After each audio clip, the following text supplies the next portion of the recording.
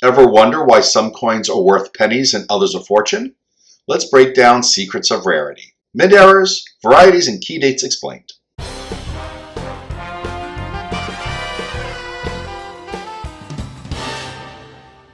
Hi collectors, thanks for watching. I'm the collector of coins, and that's right.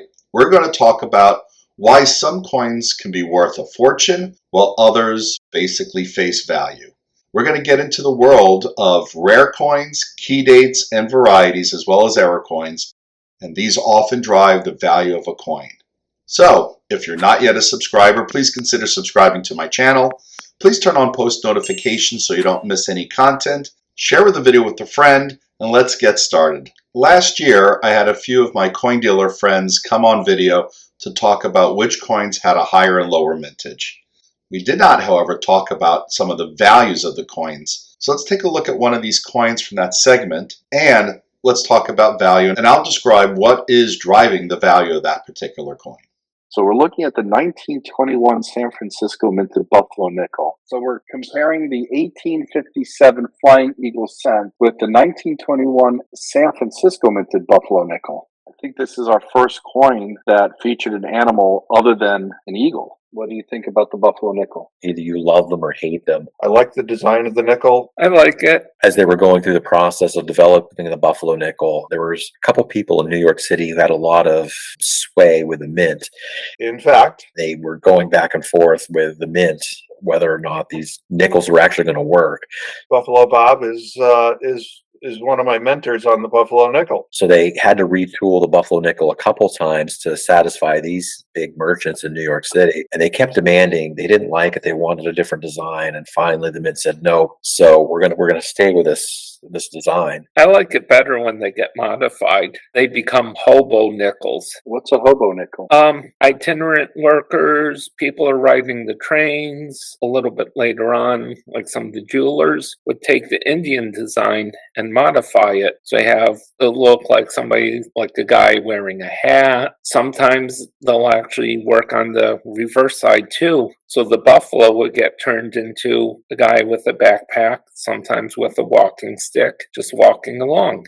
I'm learning more about how to properly grade and more accurately grade a Buffalo nickel. The dates got worn off extremely quickly. So you'll see Buffalo nickels in circulation that don't have any date. Does the 1921 S Buffalo nickel have a higher or lower mintage than the 1859 Flying Eagle cent? I know 21S is a key date, or at least a semi-key date in the Buffalo nickel series. The 21S Buffalo in Pracern has a lower mintage. I think that's a key date, the 21S. I think this is going to be lower, especially the San Francisco ones from the teens and 20s. They weren't making a lot of the S mints back in the 20s. You are right, David. It Yep. had a lower mintage.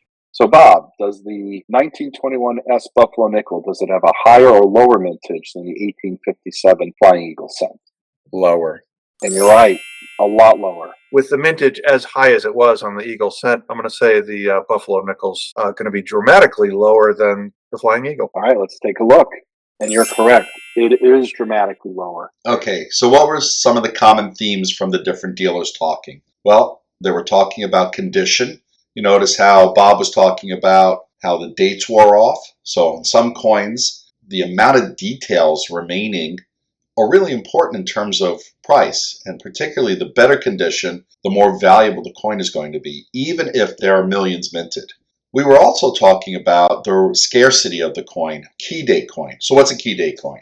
A key date coin is the lowest mintage within the series. So 1921S was one of the lowest minted years of the Buffalo nickel. So where can you find some of this information out? Well, I like the Red Book of US coins. This is an older version. I have a link in the shop to a newer one, but this has a wealth of information and I always turn to it. I also recommend to collectors to pick this up because it gives you a lot of good information about the coins. So the 1921S nickel, as you saw in the video, had, I think, the lowest mintage of any of the Buffalo nickels, or amongst the lowest. So the 1913S Variety 2 had 1.2 million, and the 21S, as you saw, had 1.5 million.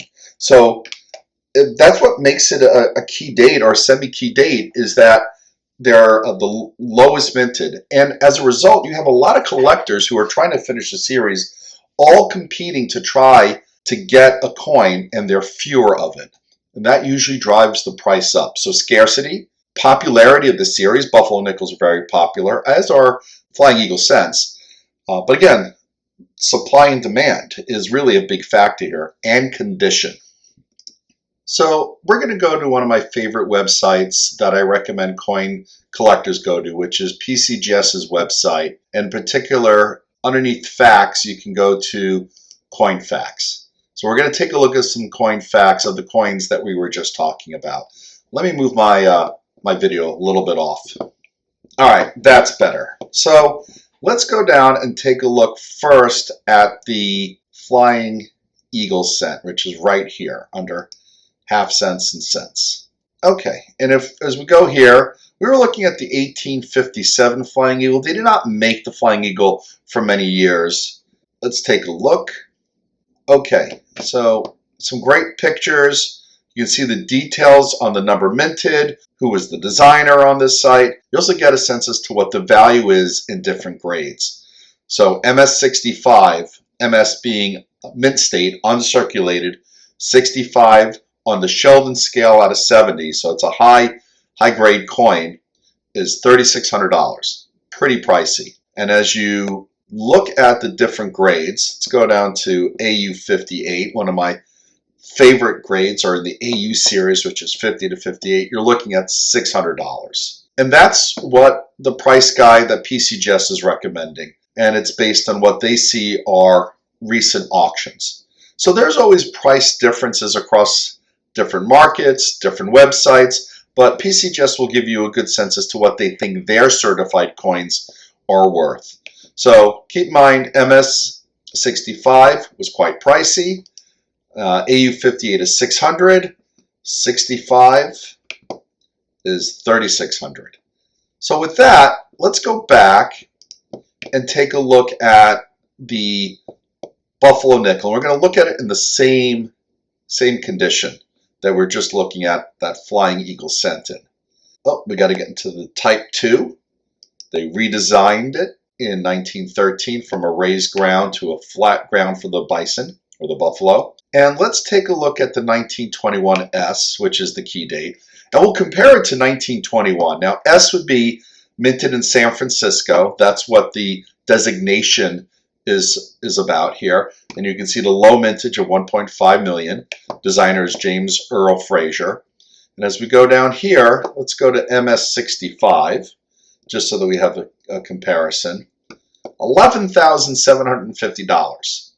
Huge difference in value and price. Now, some of this is due to the key date, and some of it's due to the fact that this might be a more popular series among collectors. But let's go down to AU58, where you're looking at a very good example of a grade, and again, nearly at $2,000 more in value compared to the Flying Eagle cent. Now, what we want to do, though, is let's compare this coin with the 1921, which was minted out of Philadelphia. No mint mark means Philadelphia. And as you can see, we got 10.6 million minted, about 7 million less than the Flying Eagle cent. And now we're looking at the price of $1,300. Big price difference between the key date coin and a non-key date coin for the same grade in the same series. And we take a look at AU58, and you're looking at a $300 coin. Any event, as you can see here, you have big price differences between a non-key date coin and a key date coin. And that's some of what drives the value and the price of the coin, along with condition. As you see, the price difference in condition is quite staggering. And just also at a comparison, what are we looking at here? The 1921, so a more regular issue. Let's go down to Good 6, low grade coin. We'll see if we can find some images of that. Well, basically, it's a lot of wear on the coin, and you're looking at roughly $10 for the coin. Again, that's what largely drives the price is condition, rarity, popularity of the series, as well as whether or not there are a lot of coins remaining in that particular grade. You're going to find many more Buffalo nickels in good condition than you would a almost uncirculated AU or mint state uncirculated coins.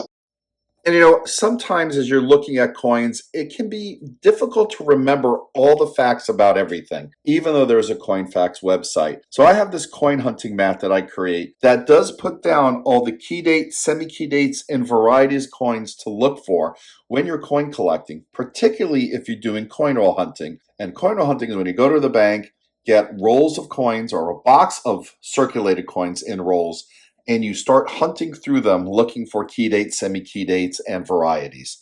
So if you don't have a coin hunting mat, consider picking up mine.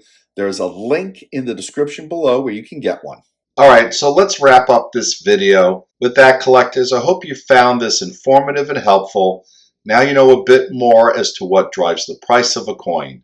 Some coins can just be worth a few dollars, while other a few $1,000s. Because what drives it is scarcity and condition, key date coins, as well as varieties, which we'll cover in another video. So with that, thanks for watching, and as always, I'll see you at the next coin show. Happy collecting.